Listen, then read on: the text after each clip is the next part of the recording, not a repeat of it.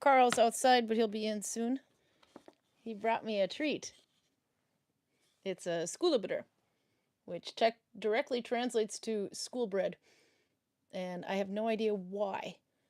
But Karl brought me a treat, so I'm going to have that with my tea today. And then when he comes in, I've given him a project because I was writing down all the questions and he has to look through those. So he can assemble one of these very non-Viking, non-Nalbinding type of crafts. I don't know which one he's going to do, but apparently this kit has 11 Gretchens, or I don't know, 11 figures. One orc called Ruth Third, and the rest are Gretchens, I guess. Which one are you going to play with, Karl? Which one are you going to build? Probably the orc. The orc? Probably the orc, he says. There you go. I started 2 minutes late. But I got a list of questions ready for you, so you do that.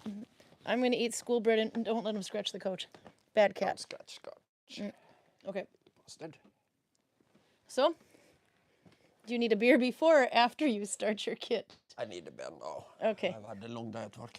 So he starts with this one. I noticed we're running out of beers you haven't tried yet, so we're going to have some repeats. What is this one? Velton's. We've had this for a while. Oh, yeah, no, we've had it. Let me polish it for you. We've had this one for a while.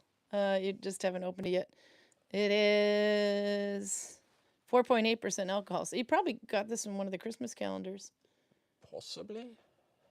It's Germany, and those were Norwegian beers, weren't they? I'm not familiar with the brewery, so I have a suspicion. Brouwery C and A Velton's GmbH.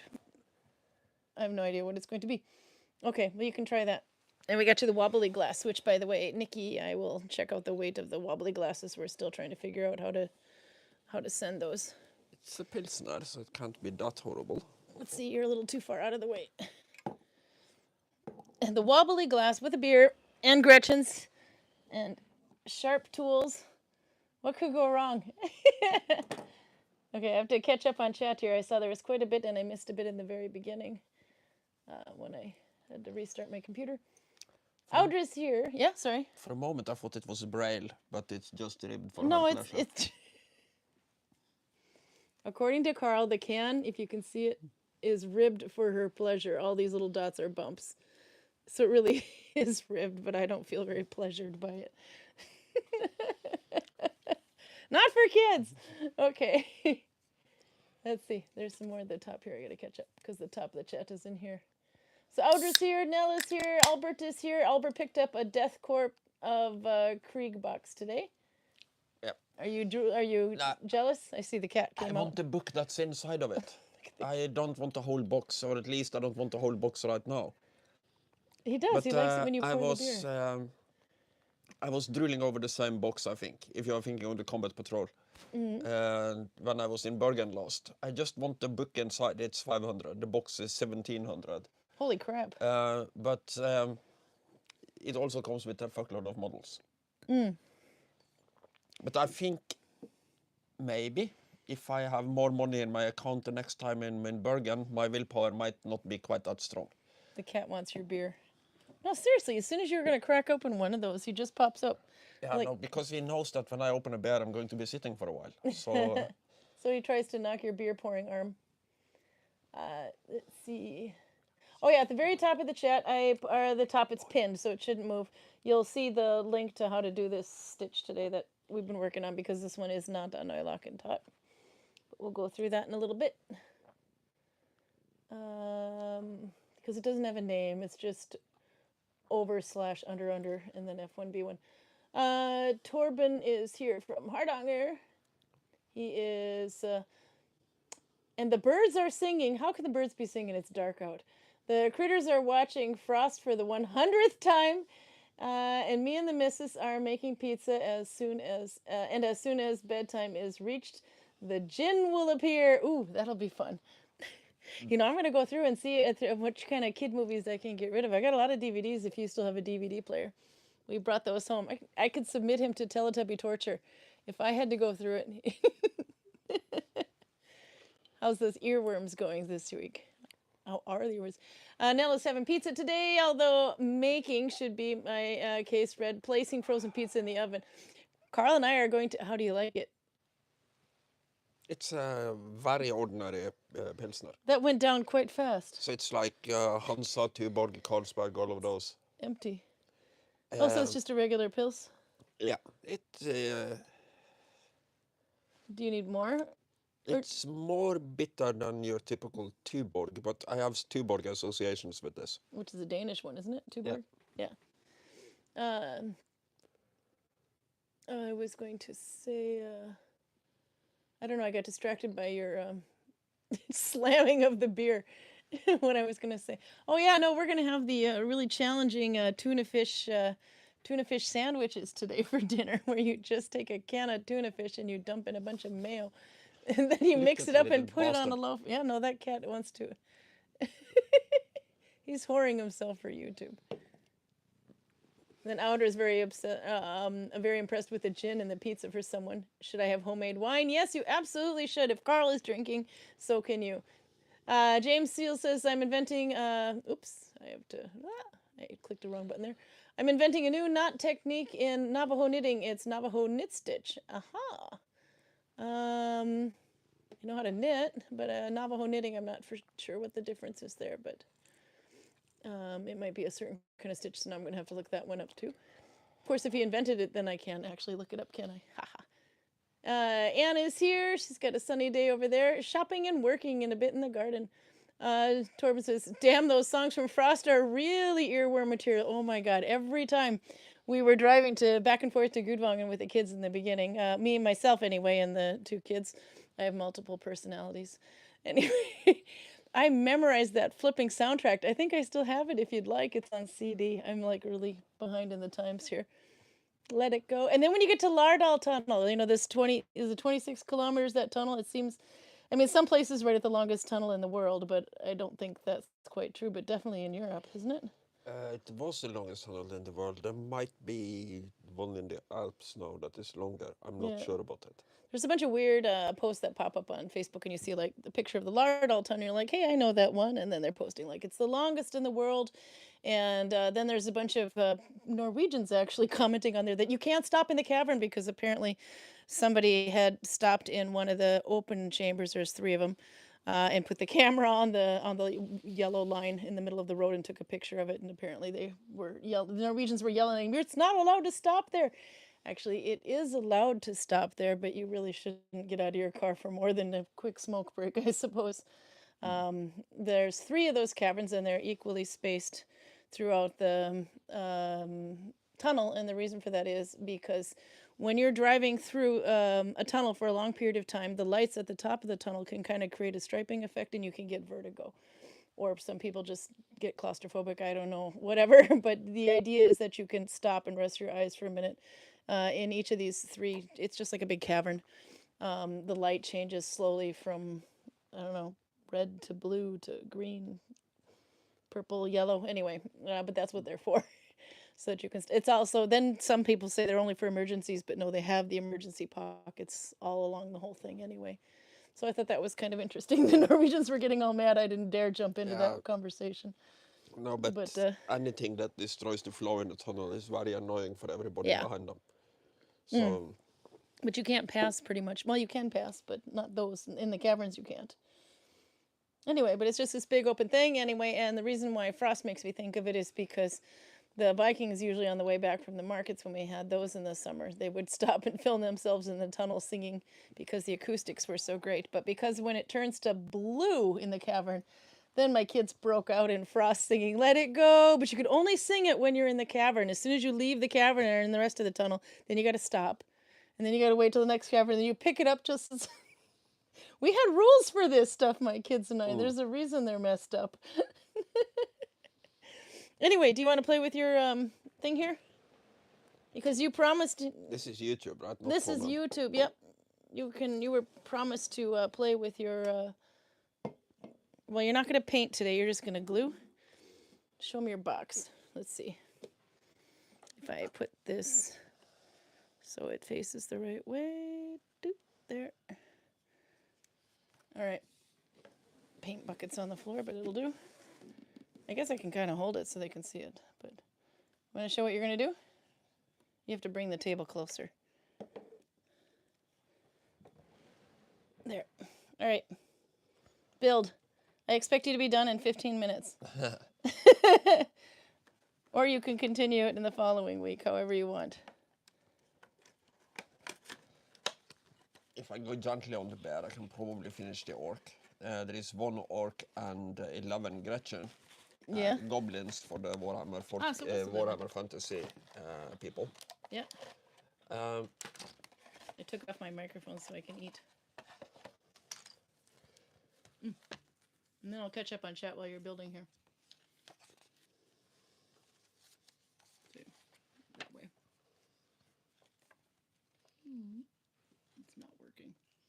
Okay, my gimbal's going nuts. I have to recalibrate. There, it might jump. Okay. Explain. well, I have some. The cat is snuggling the gimbal. Some things are optional. I can make him so that he is holding, like the one here. He is holding squig. That's basically an aggressive mushroom. Nope, it's not focusing here. Or I can make him with a whip instead. Okay. So What are you thinking? I think I made him with the squig the last time. I have this box already, so I think I'll make him with the whip this time. What's a whip? A whip? A whip. The thing you use to whip runaway slaves and. Oh, it's an actual thing. I thought it was and- like a shortness for a character, like I don't know, like an orc or something. No, it's a whip. Does Karl have clubbed fingernails? Yeah, I thought there was something weird about his fingernails. Maybe that's what they are. You always, well, I have, mine are short, but your fingernails are really goofy, and I never thought about that, but maybe you have clubbed fingernails. Yep, Karl has clubbed fingernails. I don't know what that is. I have to look it up. Do this. No, do it with your other hand. No. No. He doesn't have that double jointed. I can't make my thumb go back further than that. Okay. So what do you have in a kit here? But in the kit, I have the orc, which is this model. Yeah. And I have a bunch of Cat is super goblets. snuggly. This is going to be kind of annoying multitasking, dealing with the cat and you and the bear and the orc at the same time. But I got my list done, so you can just explain what you're going to do, and we'll take it off you for a little bit. Yeah. So the first thing I do is to remove the pieces that I'm going to use. So I know that I'm going to use his torso, because he only has 1 torso, so that's being used anyway. Yeah. I decided to go with the whip, which is an actual whip, instead of the squig. So this arm I'm going to need. Then he has a head somewhere. And then he goes on. They have different base sizes. The goblins go on the small ones, and the orc goes on the one that is slightly bigger. Those are the bases, yeah.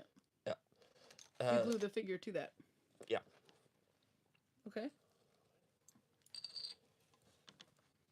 So, PJ was noticing these are very small. Peruta says, where there's a whip, there's a way. So we've reached that point in the sending. Yep. Um, And then I can also choose which head to use on his stick. There's an innuendo in there, but yeah. I This is his head and his stick. Oh, it's like a staff kind of thing. Yeah. Yeah. Uh, Oh yeah, it's this thing. That in thing his that he's right hand, holding. he has a staff. Yeah, in his right hand, he has a staff anyway.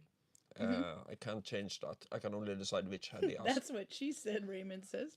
And in his left hand, he either has the squig or the whip. But this time, I'm going to give him the whip. Yep.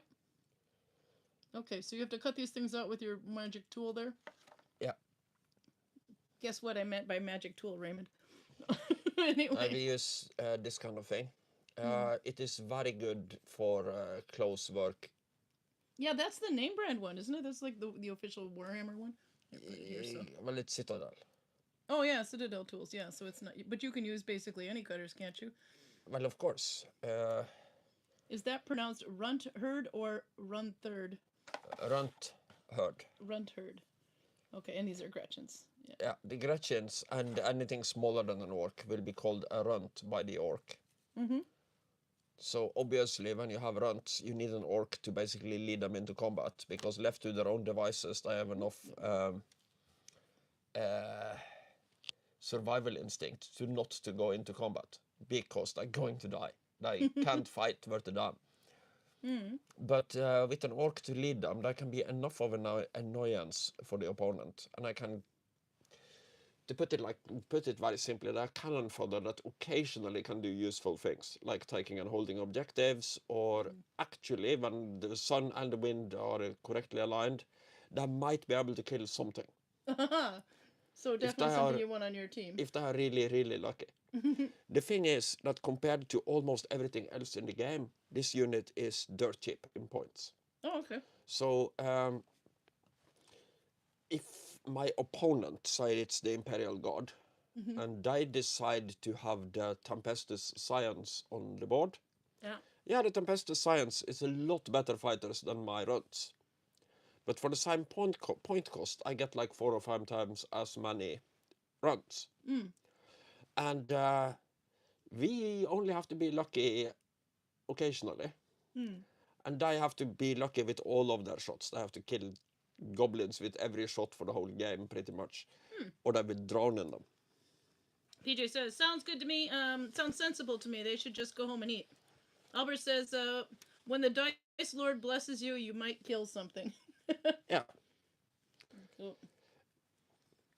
And they are enough of a threat that if there is something very soft and squishy, like a command squad, they will have to deal with the Gretchen before they can move them anywhere close to them. Yeah. Because nothing is more embarrassing than having your command squad murdered by goblins. Clip out one of those and let's see what it looks like. I'm in the process of doing exactly that. Yeah, do it faster. Ooh, Anne made an accomplishment. Bravo for me, just finished April 30th, 2024, in my mood blanket. Oh, crap, she's ahead of me now. I'm still stuck in February. Okay, so that's what the torso looks like. That's the feet, or no? That's the feet, yes. Okay. No, I'm just checking for, like that. That shouldn't be on the model, because it will be in the way when I glue the arm there. Isn't there like this little file piece that follows along? Yes, but you don't need that if you can use this thing properly. So I'm taking away the piece that is not really part of the model, it's part of the structure.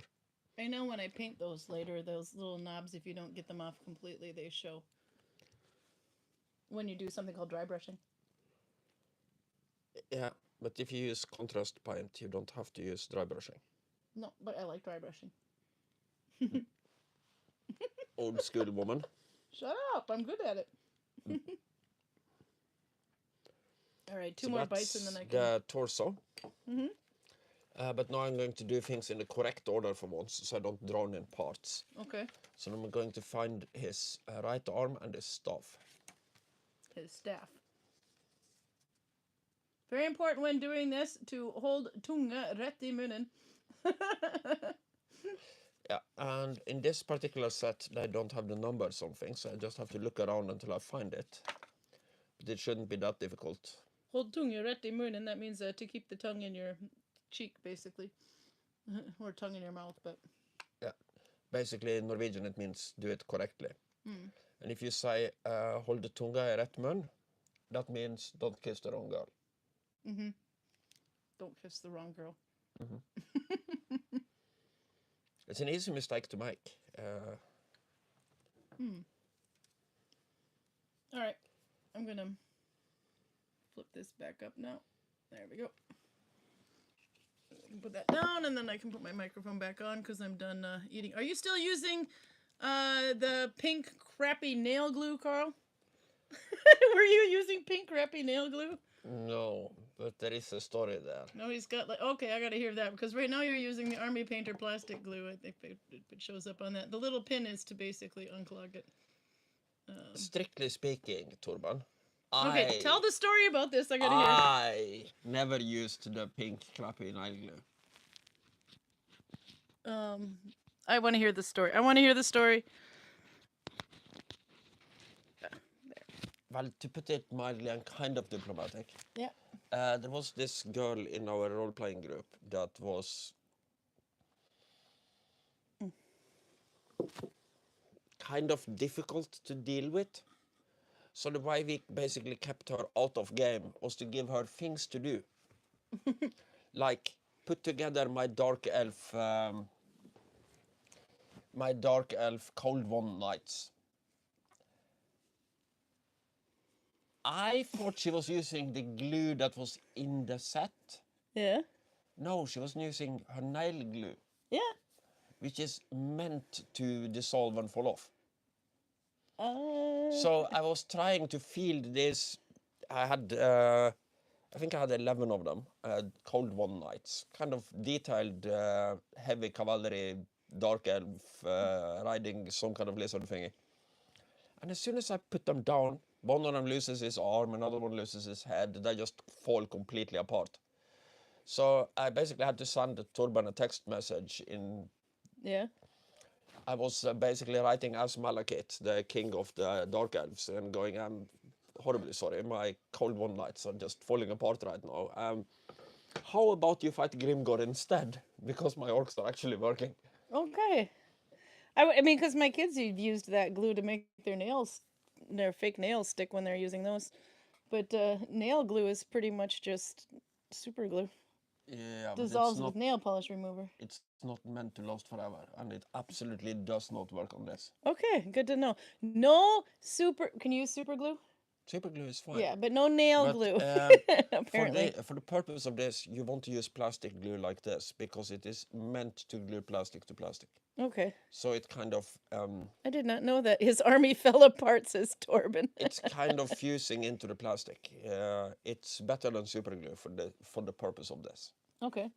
Now that would suck to have it fallen apart after it's all painted. and Generally, everything. just to be on the super safe side and somewhat brand loyalist, I generally buy the Citadel one, but this one is also fine, I'm pretty sure. Yeah, it might have been sold out when we As were long there as it's too. a plastic glue and not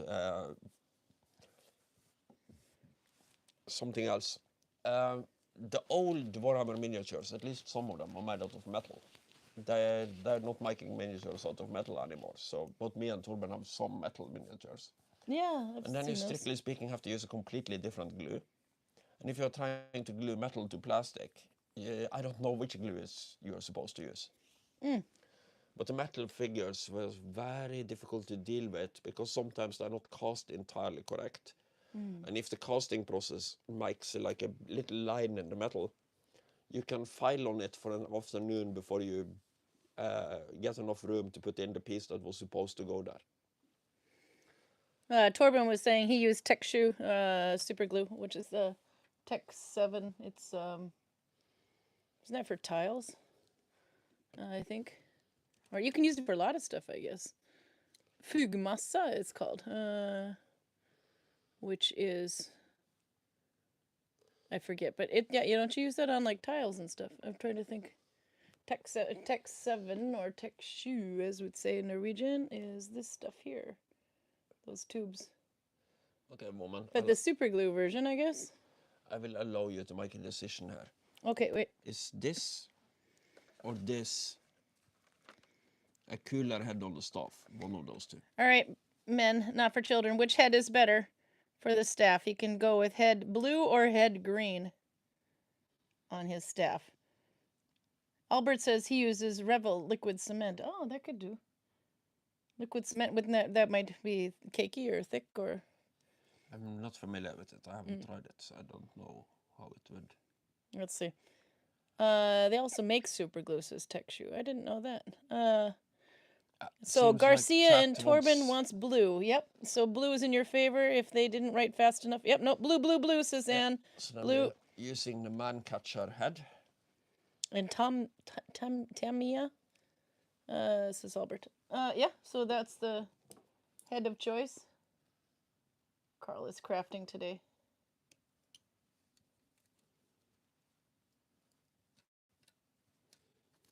Usually we have the working light behind him, but because of YouTube, it's in front of us. So it makes it a bit trickier to see. We're all sitting in bated breath watching Karl build a blue staff, his blue staff.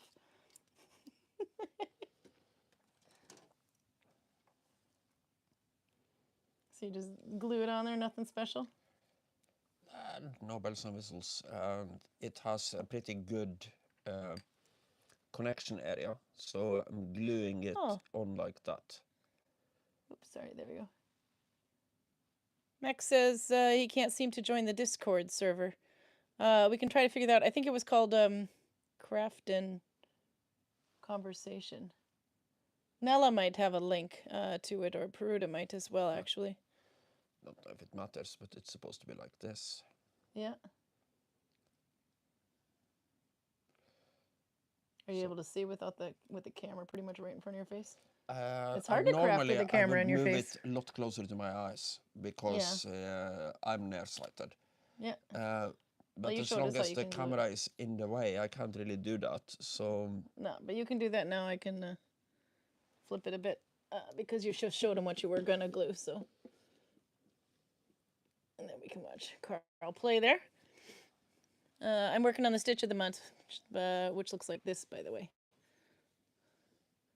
I have actually been able to go error-free for a while, but I have at least 2. This is one error that's not how it's supposed to look. And then somewhere around here I have just 1. I did notice on YouTube last week that I had a few more errors and I ended up ripping back a couple of rows. But I didn't want to go all the way back to the start. I'll just embroider over them, but the way the hat was going before, I would have had so much embroidery over it. Oops, sorry. I'm going to have... Well, I guess that one error isn't so bad because I can't find it now. Just that big one. Okay, well, if I can't find it, it's pretty good. No, anyway, but that is definitely a mistake. That's what happened, I think, when I went under the working yarn instead of over the working yarn. But I'll show you how to do that one in a minute. But I kind of I don't know, I saw Nikki had finished one. And I haven't been on Facebook the last couple of days, so I'm not sure if any other ones got it. But it's almost got this like crochet look to it, but it's not. And that's the wrong side, by the way. Looks like that. How's your gluing going over there? Karl, in general, has crappy eyesight, though, so... In general? In general. So you're telling me there are some circumstances where I don't have crappy eyesight? Yep. When you have a magnifying glass in front of it. So we got a work lamp that's got like a ring with a craft light on it. I can show... oh, there you go. Nice staff. How long does it take to dry? Very quickly. Yeah? You don't have to like blow on it and count to 15 and... Count to 15 cross your fingers. Be very quickly, in my opinion, but obviously it goes longer if I use too much glue. But I think I hit the correct amount this time. Let's see. I'll go to the Discord. It is called Craft and Conversation. Is the name of the Discord, and I'm not sure how you get a link to it. Start here. Rules admin. Anyway, but yeah, you can see if you can find it. It's called Crafting Conversation. There should be some links, but we'll get another one posted. I think, I think I put it in the description on one of the YouTube, or a comment to one of the YouTube links somewhere within the last month or the last 4 back. Then you should be able to see the Discord link in the comments on one of these YouTubes. There's not exactly a massive amount of comments, so it should be pretty easy to find. Let's see. Oops, pulled way too tight. Okay. Let's see if I go up a little bit. PJ said, I made so many mistakes, that's why I'm unpicking it. And this stitch, I joined the server, but I find Discord annoying. It keeps beeping at me and I can never work out why. Every time somebody posts, it beeps on mine as well. And I'm sure there's a way to mute that. I just haven't bothered to do it. It's kind of like a dull beep, but it's enough. But yeah, you should be able to mute that if you want. But basically, anytime anybody posts on there, it'll make a ping. But yeah, made so many mistakes, that's why I'm unpicking it. That's what I did with mine too. I'm almost done unpicking the circular one, if you remember that from last week, because it was messed up. And put it back in here, because I'm too cheap to throw away the yarn. But I did. I unpicked like 5 rows after YouTube last week, and I still have this one in the beginning, but... But it's because I keep wanting to go over the working or under the working yarn, I think, like you would with Oslo stitch. So you're supposed to do it over the working yarn, but my head wants to do that. And if I do that, that's where I get the mess up at the bottom. So I kept doing that. It was the same thing with Dalby and Telemark, because there's the same difference between Dalby and Telemark. So there I am trying to do Telemark, and I keep sneaking in a couple of rows of Dalby because my fingers want to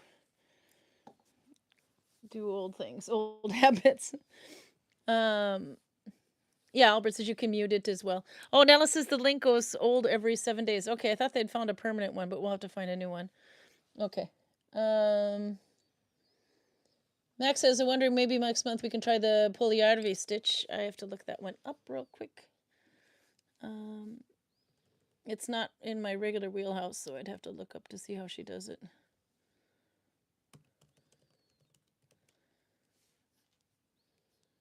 Let's see. I'm going to switch to the English language. Is it a Russian stitch? Polyarvy, yeah, it is. It's Russian 1 + 2 + 2. We can do that. If I remember, if I don't forget anyway, we can do that one. How is your glue going? Should we shove it in his face? I'm not sure. I think I messed it up a little Let's bit. see. But I'm still at the point where I can fix it. Wrong way. There we are. The way he is standing in the picture, he is holding his staff more or less right up and down. And I want him to tilt it a little bit forward. I want him to look a little bit more aggressive. It's always good to have an aggressive staff on a guy. I'm trying to put his arm on in an angle where it's not really supposed to go, but I think it should work. So okay, is there any specific gain or advantage to do that other than just aesthetics? No, it's just aesthetics. If there was, I had done the model would have had that. Oh, okay, yeah. There's the. Let's see. So which one are you on? This one here? Yeah, but as you see, I put him with the arm at. Oops, sorry there. At a slight forward angle. Yeah, instead of straight up and down. Yeah. Yeah. That looks kind of cool that way. So. Does it create a gap? No, it shouldn't create any problems at all, as far as I can see. Oops, there it goes. Now the gimbal works.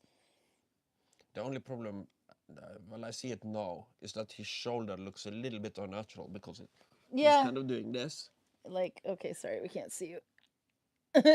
Zooming out.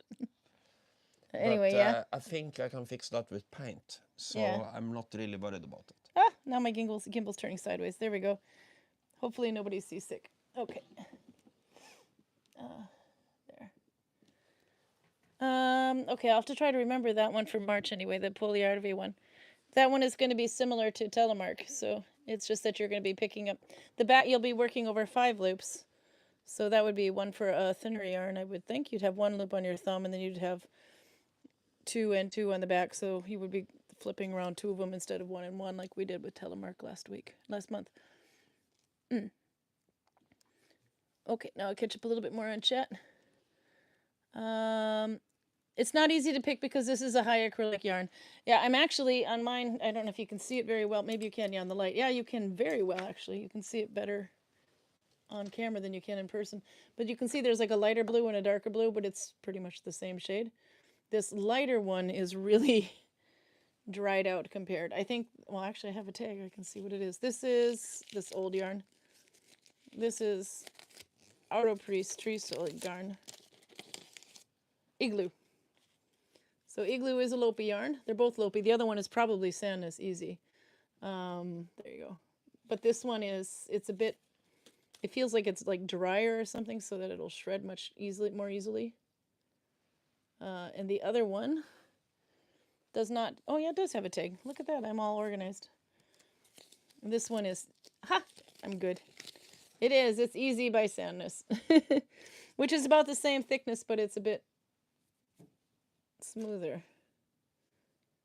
So I don't know what it is, but if I put the Igloo on the bottom, you can kind of see a little fiber change. Not for kids! That's right, we're going by thickness here and dryness. You don't want it to be too dry, and definitely the same thickness, but not, you can see anyway, but the darker already gone. We've already gone off. Anyway, if you can see, this one will shred a little bit faster than this one will. Keep gluing your orcs over there.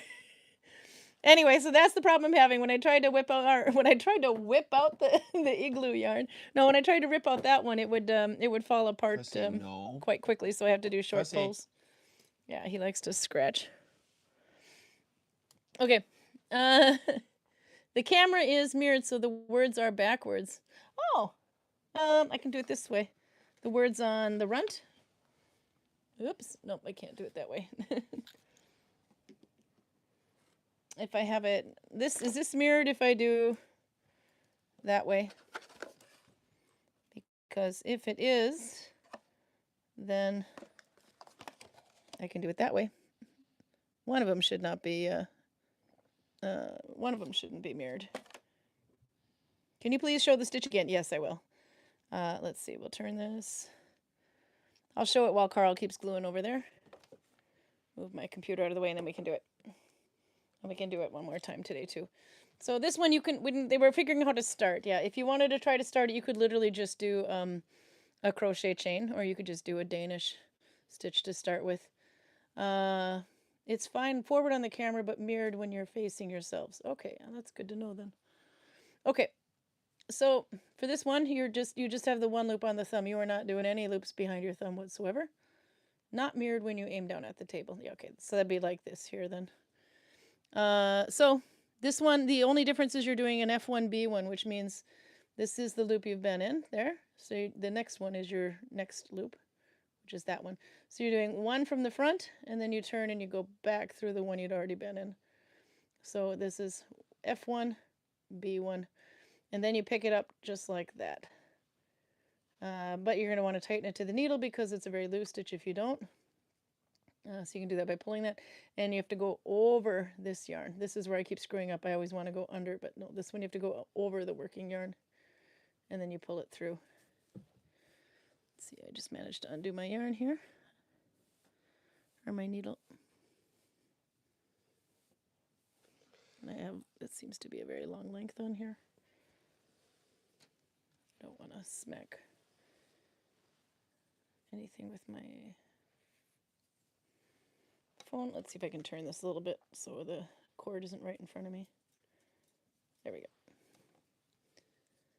Get my coffee out of the way, or tea. Okay, so one loop on the thumb. It's just literally the end loop here, if you're not sure. If you end up pulling it too tight, you can just kind of see which one moves and loosen it up. That one goes on your thumb and the yarn goes on top. So F1, B1 is your connection, and then you pick up the loop from the bottom, and then you tighten to the needle before pulling through. There.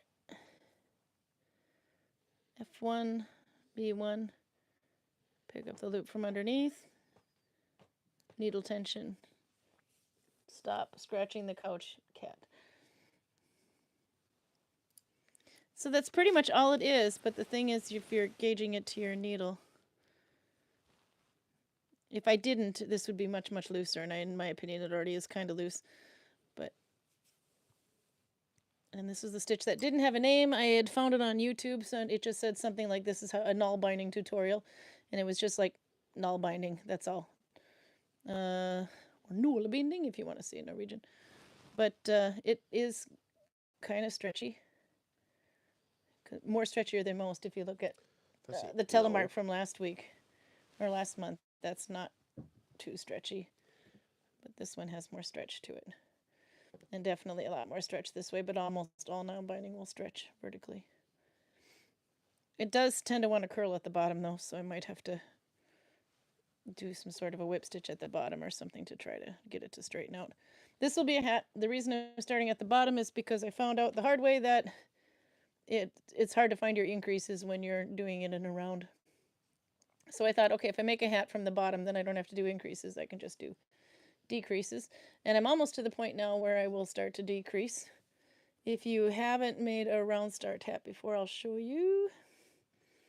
Oops, let's see, this is a little low. There. When you put the hat on your head.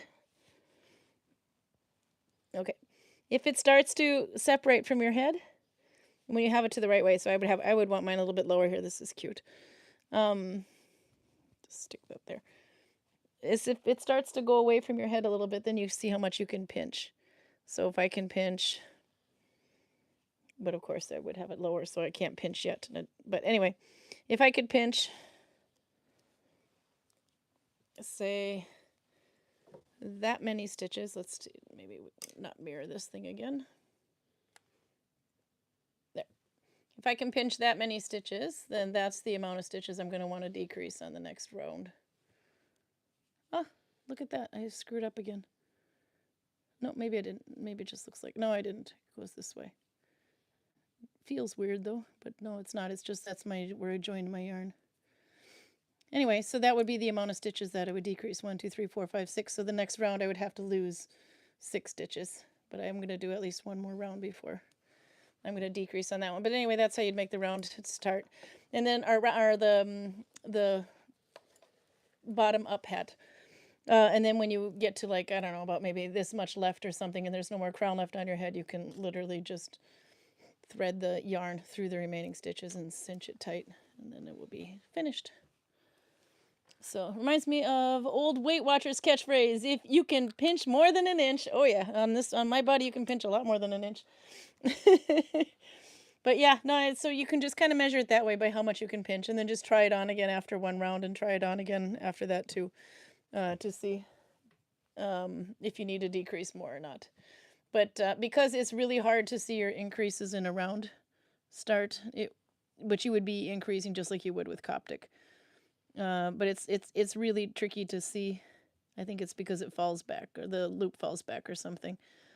It was much easier to decrease, so that's why I chose to make a bottom-up hat. Otherwise, I'm normally in the top-down club when it comes to hats. How's your... Oh, I gotta take a look at his orc here. Oops, sorry, a little bit higher. There we are. No, he's basically done. Yeah, oh, hold him a little bit lower. It's too high. Hold him down here so you can see him better. There you go. And then rotate him a little bit. Okay, so when you paint him, can you just go straight to the colors, or do you have to do something specific? We use the base coat first. A primer, yeah. And then you paint the big things, like his green skin and his probably brownish outfit. Mm-hmm. And then you paint all the details, like the teeth and the eyes and the metal bits and so on. Okay, turn him so you can see his teeth and eyes and stuff. There you go. There, he's in there somewhere. What's his butt look like? Is it perky? I want to see his butt. Oh, nice whip. There you go. Oh, yeah, no, he's got a good butt. There is an option on him to put a handgun on his belt, but because I took the tilted approach on his staff instead of having it right up and down, I don't think I can access the point where the pistol is supposed to be. So I think he will just rely on his Gretchen to do all the shooting for him. The Gretchen being the little guys. Yeah. Yeah. But some of the little guys have big guns. So do you want to talk about your paints? Because I know that the paints, they come with... there's one called... Be careful, the glue is still... Yeah, no, I'm just moving him a bit. There we go. Now I can see him a little bit better. There's something called base paint, primer... No, base paint, contrast paint, shade, and metal. Then there's like the metallics and the stone ones or something. There was different kind of paints anyway in the bucket, but what would you... What is the difference? I mean, so basically, I would think the base paint would be after the primer, right? Or how do you choose? How do you do these? You start with the primer. Everything is on top of the primer. Everything's on the top. But, I mean, would you use a primer and then a contrast? Or how do you use the contrast paints? I'd look that one up. Well, you paint the big things. Like, say, for instance, you want him darkish green, his skin. Then you paint his skin green, and then you use black or dark brown contrast paint on top of that. That's at least what I've been doing. Yeah. Anne says, definitely convinced. I prefer Nalbinding, no Warhammer for me, and nice Lego flower. Oh, thanks. We have one around here somewhere. Paint him purple, says Peruta. I think you gotta go with the pink orcs. Let's see. There we go. Ah! My gimbal is going everywhere which way, but the wrong way. There is a Karl. Okay. So I got some more show and tell here, by the way. You can have more of your beer? Or? Yeah. It's one way to motivate me to be quick with the mounting of the ark. Well, my daughter bought the rose Legos. Let's see. The Lego that looks like a rose. Okay, so because I have to change up. I think I'm still zoomed like big time. Maybe not. I have to change. Rotate my crafts. There's one more in there. There he goes. I have to rotate my crafts every once in a while, or my arm gets sore or something. So this one. Then I was doing some embroidery, and You did say crafts and not crotch. I did say crafts. I don't have to rotate my crotch, you sick bastard. Not for kids. Okay. Anyway, so these are, I spun the wool from the sheep that we have. It actually started, I don't know, about 2018. When we got the sheep, everybody, the first time we were going to shear the sheep, everybody wanted some of the wool, and we had no idea how much wool was on one sheep, so we thought we were going to run out. So the easiest way to do it was to spin the wool and make a little sheep on everybody's. Everybody got, and pretty much everybody that was working there at the time anyway got a little sheep on their clothing, and it was looking, I don't know, much more archaic than these. So I've definitely advanced over the next 6 years, 7 years. Actually, yeah, it's 7 years now since then. But then I started to frame them because people wanted them to take home. The tourists wanted them as well, and so that's how it goes. So now I go to the thrift shop, pick up a frame, and some of them have to get respray painted black. Otherwise, they're fine. That way, the customer doesn't have to feel like guilty if they can't get the frame home with them, because many of them are traveling by plane, so they can just actually take out the embroidery and then just bring that home and reframe it when they get home. Every once in a while, my piece isn't long enough, so I found out that I could just patch it on there with another piece of the Never had fiber. that problem. Yeah, ha ha ha. No, so something will happen anyway, but I found out that it was actually because it's all recycled anyway, that they actually thought that was quite acceptable. So now I do that quite a bit when the background isn't big enough. But yeah, but you can see actually in this one, the more uneven my spinning is, the better. So now my spinning got much better, and then I end up with something like this. This is thicker, but it's all pretty much uniform. I have to actually force myself to. It's the gimbal's moving again. There we go. I have to force myself to spin more unevenly to make good sheep. So that's one of them. I used to just have horns, but now I've started making female ones, like that, and that one, and now this one's even got ears and horns. This one was the first time I did one with the butt view, and we had to put a horn on it because you couldn't tell what it was without it. So, and this is the first time I've made any of them laying in the ground. I did make another one like this, but white, and I don't know where that is. But these I put in the shop. So there you go. And yep, one of them is the Grotas, I think, is the gray sheep is now starting to get brown on them. So but I had to really pick out to find the browns. So that's one. That's the sheep. So I call them sheep from the sheep, because that's actually our sheep, Grotas and Svarten. So I spin their wool in it, and then everybody can have some pieces of it. But they've got some personality and some attitude. Let's see. Then I have Anka sent me some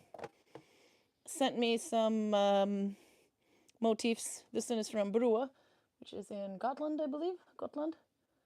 Brua? Brua, Broa.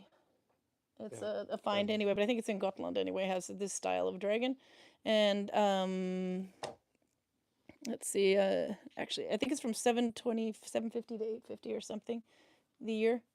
I'm going to give Karl this really quick so he can pick the computer. There, take that. And you can look at the questions you have to go through. Well, I do that one. So that's what this is. You can just unplug I don't it. want to know the names of the people. Just ignore the names. Just read the questions. I don't have time to redo it. Just zip through. Okay.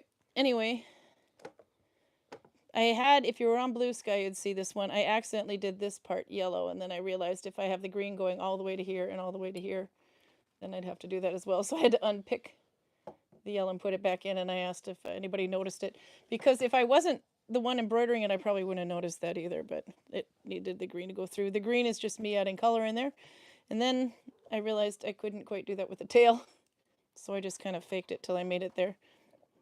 But the thing is, when I did it all one color, if I did it all yellow except for the eye, it was, well, it didn't look like it. I thought it needed more definition, so that's why I put some extra color in there. So that's just me adding that. And I have one more. Oh, actually, I have another thing too. This one, whoops, is an Ernest style one. The URNES. But if you've done any stitching before, or if you know how to do it, you have this fusible mesh that you can put over it. It's like a facing, but it dissolves in water, and you can draw your pattern on that and then put it straight on here. And then when you've stitched an outline, for example, then you can soak it and it'll all come off. But I used viscose or silk, kind of a fake silk, on the outside of it, and I had to do the inside first. So anyway, I had more fusible on there. Usually I would just do the outline and then dissolve the fuse. But I didn't this time, and so I have to soak it again because I can feel this is pretty crunchy. So it didn't, the glue is still in there. So, but if I soak it one more time, it'll come out. And then I can block it just like I would do with needle binding sometimes. Just put like a damp cloth over it and just press an iron, and that'll even all this out, and then it gets framed. So, but these are wool embroidery otherwise. Yeah, like for this one, I did all the black. And then these are dragons. But look, the Ernest one looks like a dog. So a lot of them will think that's a dog. Here also, there's another one that's more, there's a couple of different kinds. If you look up Ernest style dragon, you'll see quite a few different ones. And there's ones where they have like, I don't know, he's got like a bunch of tails and everything, which is much more famous than this one. But to me, this guy looks like Dr. Seuss. So I think it's like a Dr. Seuss style Ernest dragon, because he's got these feet that are just kind of like that. But maybe it's just me. But this is probably the most non-elaborate of the Ernest style dragons. It comes from the Ernest Dave Church.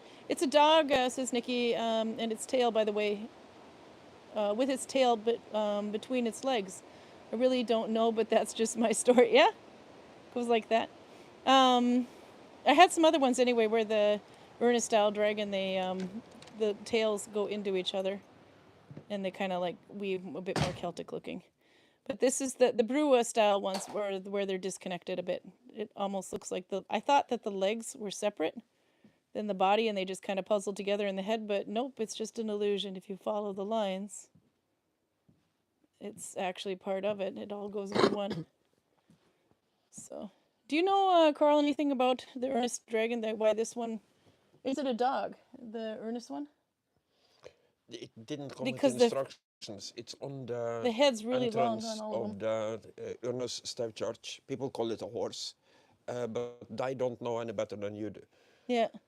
And it's usually not that skinny. I don't think the original is quite that skinny. Yeah, and I have no idea what that one is.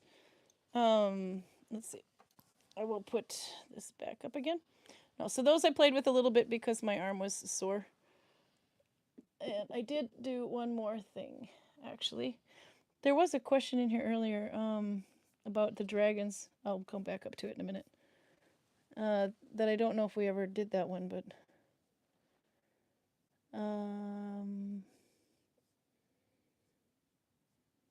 let's see.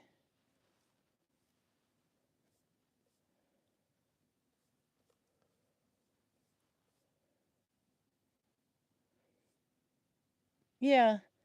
What do you think the origin of these motifs are? Are the dragons and the tied knots and things? They have you can see them on all the pendants and things, dragons and knots and stuff like that. But do you know what the origin of that would be? Well, they go back to the migration era, probably. Yeah. Probably earlier. Sorry, there you are. You don't see anything like it in the rock art, the petroglyphs. No. But there seems to have been a cultural shift sometime around the 500s. You have the almost world-ending catastrophe in the 530s, with probably a volcanic eruption that caused to be no summer for 2 years. And then you have the plague of Justinian immediately afterwards. That could be a factor. And you also have the migration period. So different cultures come in from the east and surpasses at least the leadership of the local cultures. So all of these are things that come into basically changing their art and culture. Probably the dragon ornamentics come with the Germanic people that kind of migrate in this period. The Horder, the Rieger, and these guys. But the origins of it for them, a very common theory about why people believe in dragons is dinosaur bones. And it might be. I don't know that to be true, but it's at least kind of plausible. That's actually not a bad point. Raymond definitely can see where I get the Dr. Seuss vibe from. Oops, I just scrolled everything way up. With all those, is it a Celtic influence? Yeah, that is something I was wondering too, because it looks a lot of these things have like Celtic knots to them. They're not actually Celtic, they're Anglo-Saxon, I believe. But cultures mix and influence each other. So the Celtic knot and Viking dragon ornamentics are very similar. But it's a chicken or the egg thing. If the guy who first did it had a moustache and no beard, it's Celtic, and if he had a beard and a moustache, it's Germanic. If it was a man at all, it's mixed, and the Angles and the Saxons are also part of this great migration thing. The Celts, the Welsh and the Irish and the Picts in Scotland are a completely different language group, completely different culture group. But of course, they intermarry and they mix. So, and their cultures also mix. And they stop killing each other, which they probably did like a lot in the beginning. PJ says the horses on Iron Age coins also have some similarities as well. Yeah, it's mirroring for some reason. Yeah, how we switch places. It might be one of the settings. I think I might have hit a button or something where it kind of mirrors. So now I think we've switched places suddenly. But it's okay. It's, interesting facial hair analysis. Okay, I'm going to let Karl look up the questions that from last week here. He just has to look. And then I can turn it this way while he flips through those, and I can show you. Now it's going to, maybe it'll be mirrored. I'll move it around if that's the case. So I finished the mittens from last time. They're finally done. Both of them, actually, but one of them I've turned completely inside out. I have to photograph. But this is that Balder yarn. This is, before I was using something like this, but much looser on those other ones, and that one combed really well. But these ones are actually plied, and it's so loosely plied that I thought it was going to be okay when I cut the loops. But actually, I'm not entirely sure I like the way that... you would definitely not take a carder to these, by the way. You would have to... I used it like a cat brush because it was a little bit more gentle. And I tried to brush them, but it wasn't turning out... I mean, it was coming fine, but not the best. Some of it kind of wanted to pull out one of the other. Sometimes we want to pull out a thrum. But if I just cut them and didn't brush them, I think it's actually a little bit better. Maybe you can see there, the brushed side and the not brushed side. So I think I'm just going to leave them like this. They're going to get matted on the inside anyway with sweat and everything on your hands, but that's what it looked like, by the way. I also noticed when I did the top row, because I sewed it together, there is no thrums there, so I actually had to like weave some thrums in there afterwards because I thought it was a little bad to have the top of your fingers get a little bit cold because there's no padding there. So not cut and brushed. But I think, like I said, I'm going to stop brushing them because it wants to come loose. But like this is just fine. So they are done. And now I just have to make a quick tutorial as to how I do the thrumming technique. But I think I can do that. But they look cool. I also noticed this is the side, by the way, that is not brushed. Actually, I could show that better on both this one. Oh my god, I can't. I have no dexterity. There.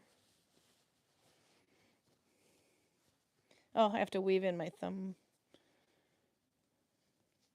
Where I join my thumbs, sometimes it has a little hole. In this case, I do have a little hole. So I left a tail so I could weave that in. Okay, so here's something else I noticed with the brushing on these ones, with this yarn. This side was the brushed side, and then you can see the bumps are a little bit more obvious where it wasn't brushed. So that was just an odd observation. But it all has to do with the yarn that you're lining with. So, because this one had no problem whatsoever, and this is that other one, but this was more of a lopey yarn that was really, really loose. So I guess if you're going to use yarn for thrums, you got to really make sure that it's extremely loose. This would work, but it might be it would probably not brush out so easily. But there's no rule that says you have to brush them either, because I think this is just fine. You could dust with it. Anyway, so I got those done. I feel like a Muppet. I could dust my whole house with this. But I do like the effect that this is Mama in F1 or F2. So this is Mama, but I kind of like that if you turn it this way, it almost looks like knitting. And people would wonder how in the hell you did that knit in this way. Because if it was knitting, it would have to be this way, not this way.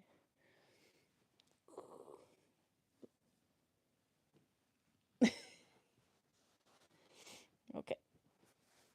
Let's see, I'll catch up some more on chat here, but Karl's using the computer, so I have to look up here. Let's see. There. Roger says, what comfortable temperature rating would you guess the yarn mitten is good for? Holy crap, no, these would be fine. I don't think I'd have any problem wearing these in minus 20. Not at all. That's where you don't want no, these would, you could probably go minus 40 in these suckers. It's really thick in there. I don't think that would be a problem at all. But they're too hot for now. And now I don't know, what are we about, maybe 5 below? Minus 5 or something. Celsius, of course. So, but no, sub-zero you can probably use regular, but Fahrenheit you could probably use regular, but these ones I think you might be able to survive an ice age in it.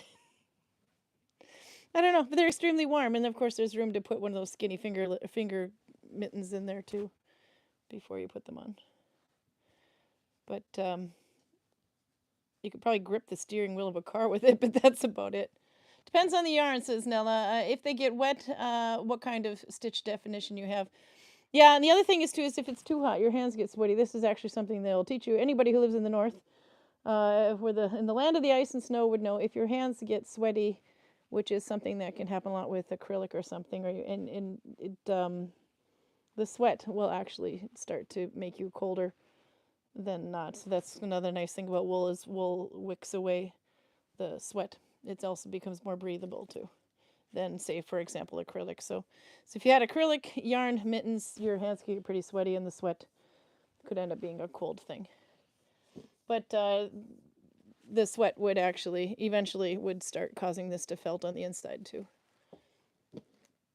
So we'll use down unders might. Us down unders might, yeah. way down under too. James says, I figured out the knit stitch for the new technique a few hours ago, and now I'm back to the Billum and in Pagetaza, if I'm saying that right.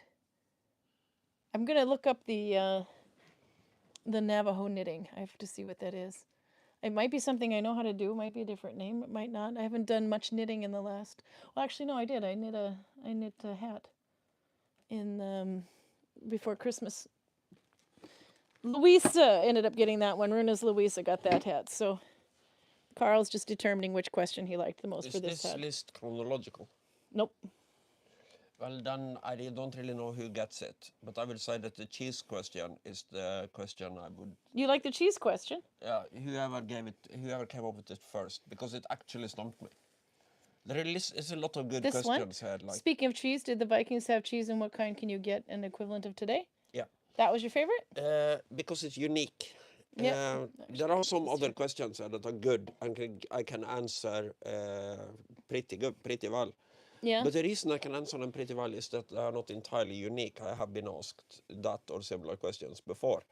So my brain has actually gone down that path, and at least I have an explanation for the Viking communication system and how they come up with that idea or this idea. Because I have been thinking about it before. But as soon as I got the cheese question, I was basically going, oh, wait a minute.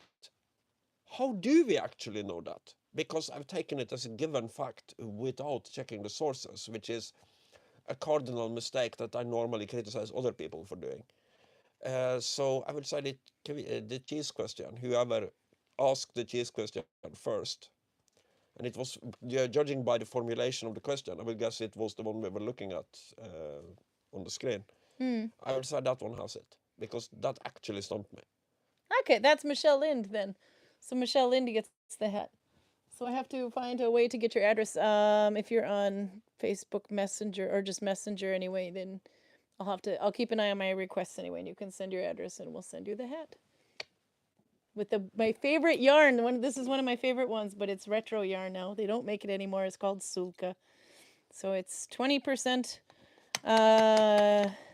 alpaca, 20% silk, and 60% merino wool. But it's nice, and there you go. The null-bound pussy hat, but it's got another color in there. quite by accident because I ran out of yarn, but so it's not a political statement, but it is a kitty hat. So we call it a kitty hat. And if you want it to absolutely not be a political statement, then just embroider "Make America Great Again" on the front of it, so you confuse everybody. So nobody thinks they're your friend. Politically neutral and politically and religiously neutral. A MAGA pussy hat. Okay. Grab them by the hat.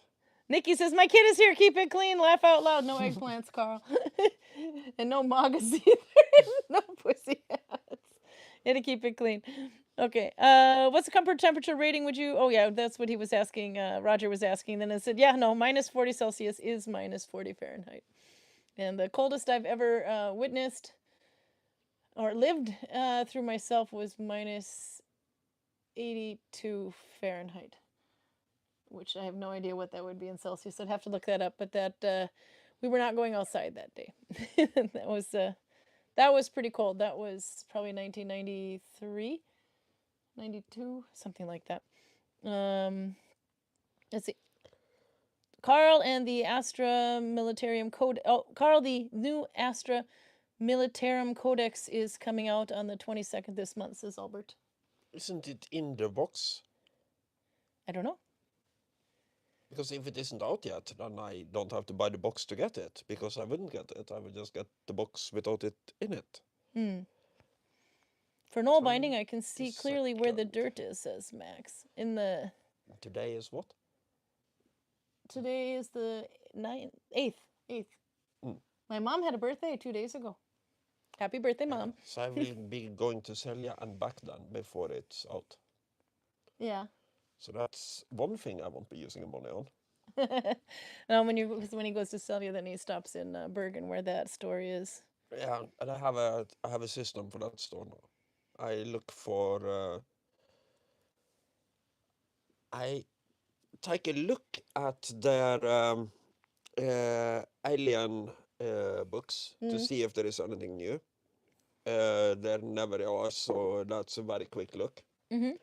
Then I kneel down on the shelf opposite to it and check if there is anything new in Wrath and Glory or Imperium Malefictum, the role-playing system. Then I shake my head because there never are, and walk over to the kill teams and see if there is any new books. There are always new kill teams and new boxes of terrain, but I want books. There are never any new books, so then I walk over to the codexes and see if there are any codexes I don't have and actually want. So I don't want the Tyranids, I don't want the Space Marines. I'm generally kind of interested in everything else to the point where I would actually buy the codex to read it, even if I'm not planning to buy the army. And when it comes to Astra Militarum, I'm actually kind of contemplating buying the army. I just can't justify doing it yet because I have so many unfinished orcs. But when I can field a decent army of orcs, then I will start to sneak in. I already have enough kill teams. I have the Imperial Guard kill team. I have the Katachan. And I have some other ones that are slightly compatible because of the Imperial Agents army now. Yeah. Which is basically not an army, but a supplement that you can throw into many other armies, among others, the Imperial Guard. So, like the,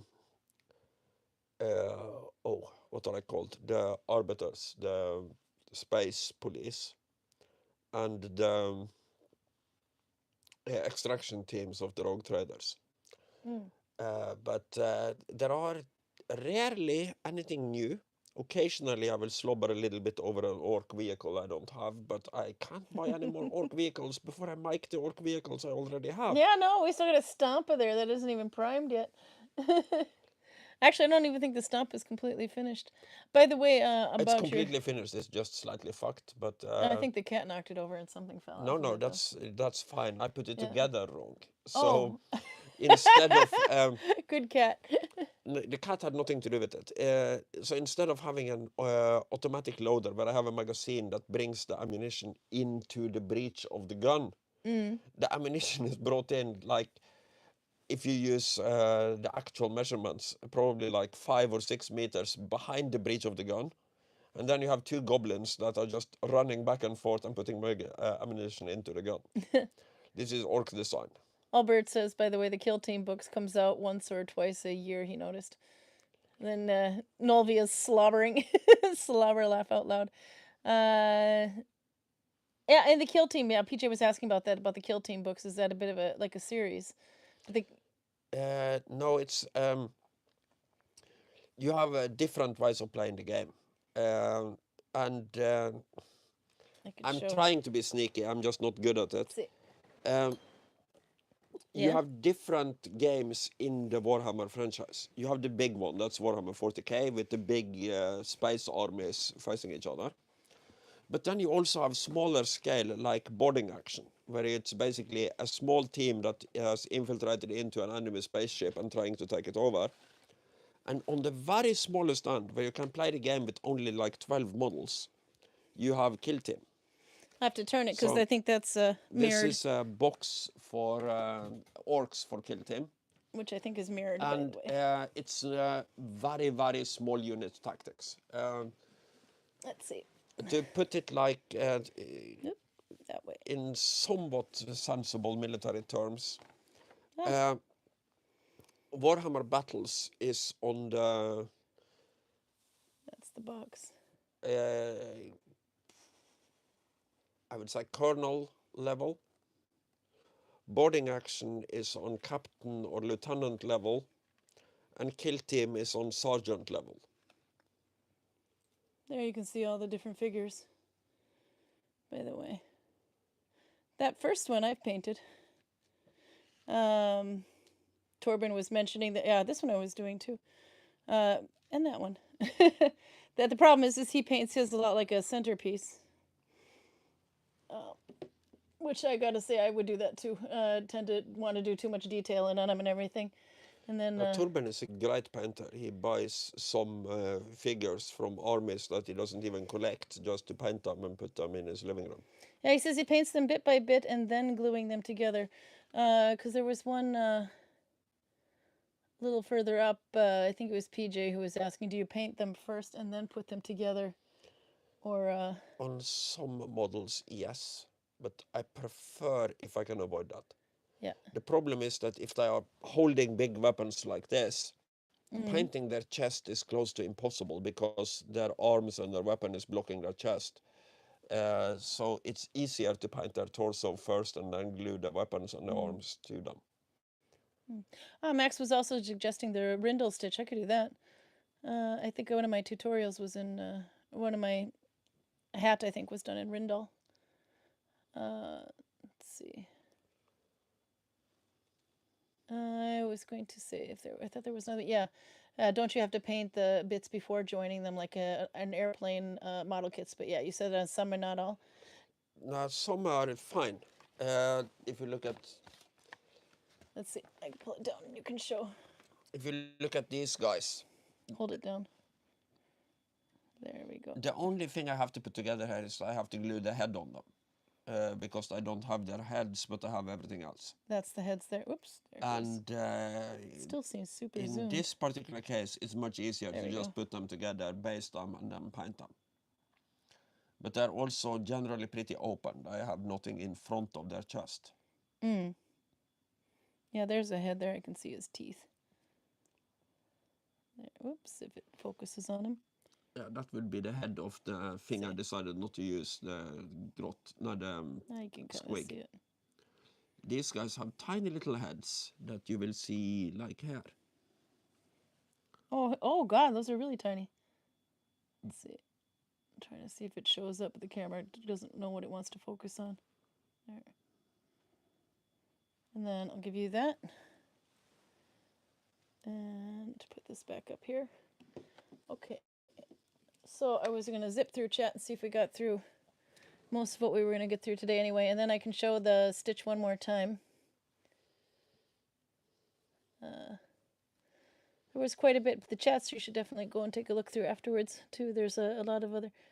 Oh yeah, no, that was the other thing I was going to mention about those pieces. Greg did something with his that was kind of well, not necessarily unique, but very different compared to how you did yours. Yes, but it's also want to describe it what he has did? to do with what Greg is playing as. Greg is the Grey Knights, so their models are considerably fewer and considerably bigger than mine, and I have a lot of choices in weapons. So he's using small magnets to basically make it so that his models are.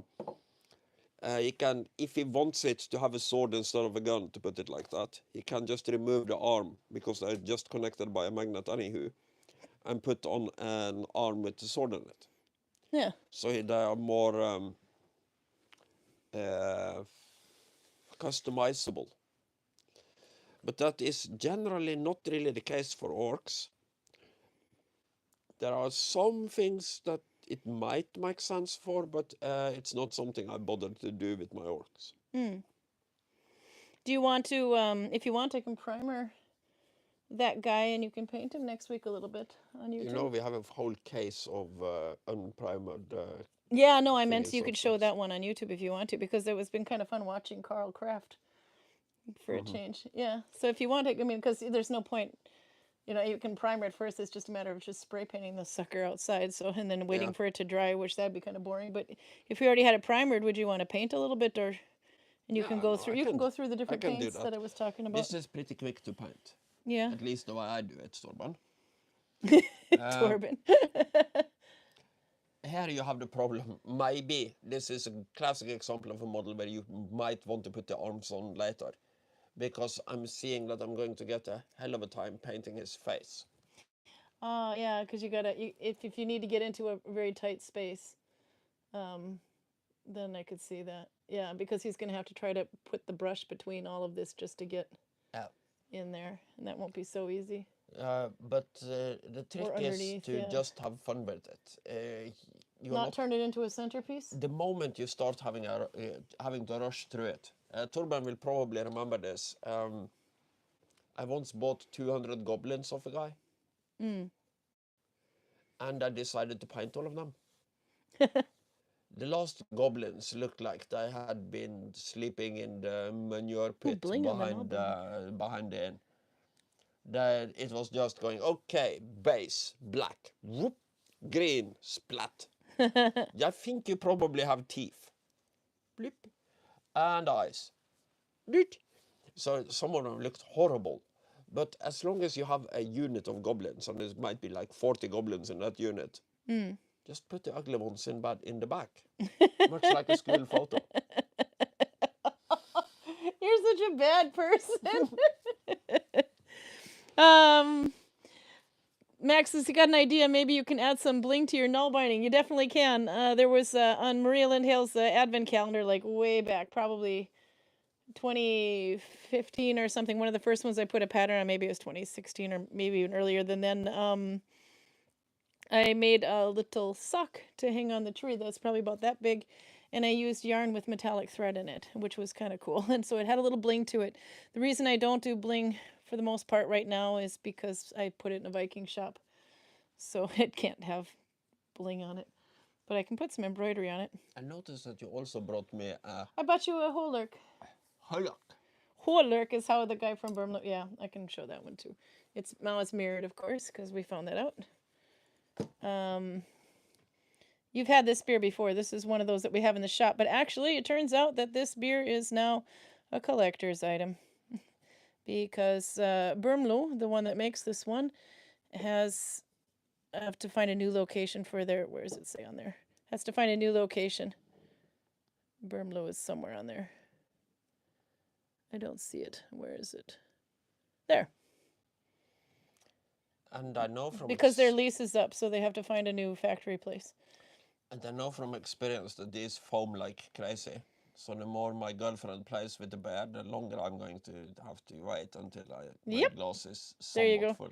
Yeah, so we still have some left over, but yeah, it's he's only... You can actually try to contact the guy yourself too. But yeah, until he finds a new a place to make it anyway, then he's just got what's left now. He's almost out. But I know he has some cases left anyway, so we bought a case from him for Karl. But this one is, we're always trying to pronounce it Hlurk, but apparently he was pronouncing it Holurk, which is H-Lurk. So I thought, okay. By the way, the Lithuanian beer for Karl is already in Norway, says Audra. Do you want to cheer? Oops. Look at him. He's got a smile on his face and everything. The Lithuanian beer, almost all of it. Yeah. Well, every Lithuanian beer I've tasted is better than this. Yeah, I know that. But this is better than nothing. We do have some Beerzichis in there, but that means you can start opening again, because I noticed you're running out of YouTube beer, so you're going to have to go to the Beerzichi soon, you poor thing. Oh, poor me. The reason I brought you that one is, I know we've had it before, but it was because I didn't think this was going to be enough for your alcoholic Saturdays. Okay. So, anyway, before we go, I'll do this dish one more time. Audra's laughing. There we go. And let's see if I got everything on those. Okay. So, yeah, one more time. This is that stitch. You've got one loop, and you're not using any on your thumb. It's just the end loop that goes in your thumb, and the working yarn is on top. And it's easy to mix this part up. So you got to make sure this is the loop you've been in. You can see that the loop goes in there. And this is the one you have not. So one from the front, because this is F1B1 connection. So F1, one from the front, and then one from behind. The old one is from behind. Go ahead, Karl. Innuendo that. You're taking the new one from the front and the old one from behind. We are never going to forget F1B1 anymore.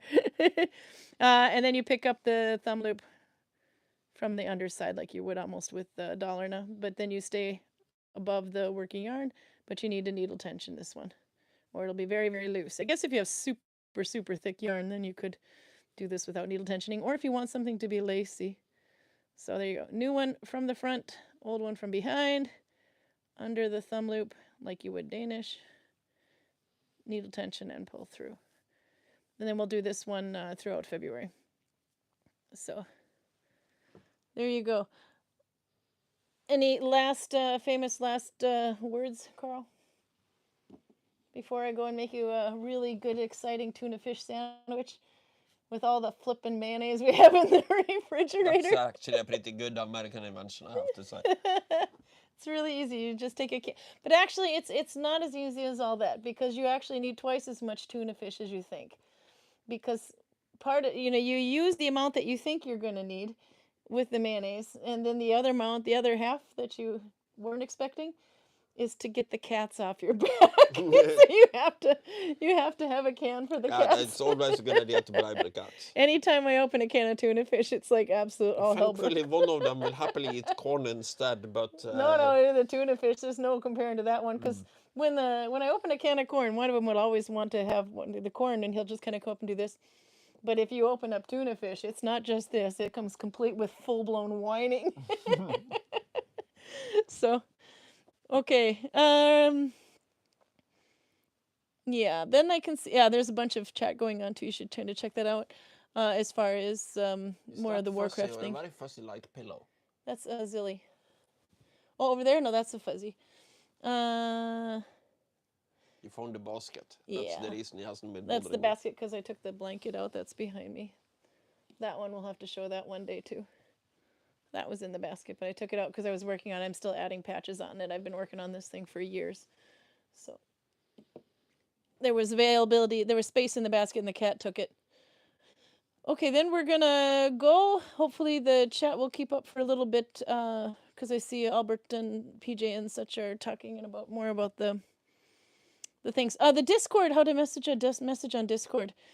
I think I don't know if you can search it, but it's called Craft and Conversation. And if I can find a way to make a link, or to get a link off of it, I will post that on here. Okay. Yep. All right. See you next week, Saturday, same time. Nothing's impending? No, I don't think we have anything going on Saturday night. I have no idea.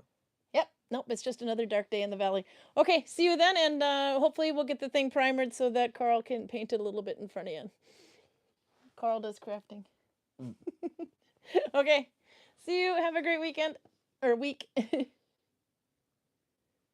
Oops, my mess. Wrong button. Okay, no, it's this button. There we go. Bye.